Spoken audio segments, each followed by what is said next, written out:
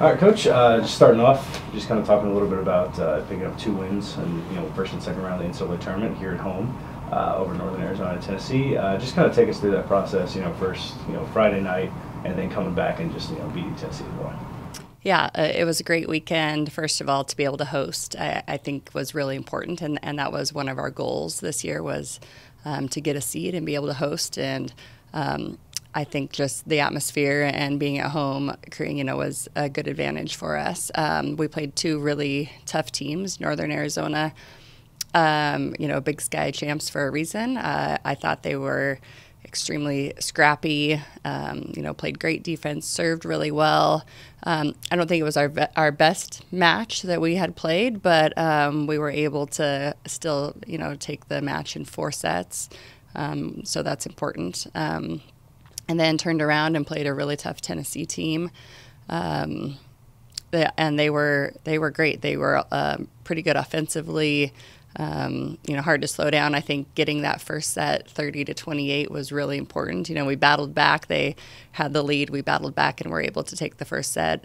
And then that momentum, I think, carried on into the second set as well. They bounced back, of course, kind of like we expected that they would, being a really good team, and we were able to get some momentum, at the end of that third set. It was just, too big of a lead to overcome, but we were able to carry that over into the fourth and have a pretty dominant win there in the fourth set. So pretty exciting to win at home and to be going to the Sweet 16.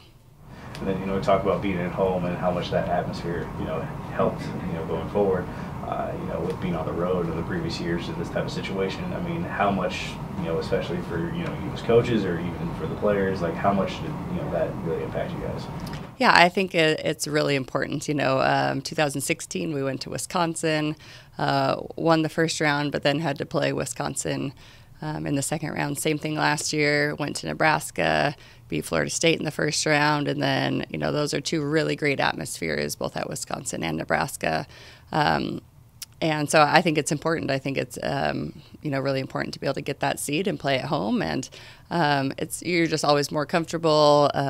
You have your fans behind you, even though they try and make it as much of a neutral court as it can be. But we were able to be kind of in our regular routine.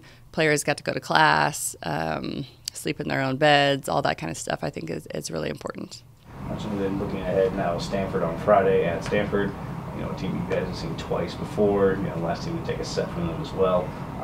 What kind of things are you guys going to have to do to make sure you can keep advancing here?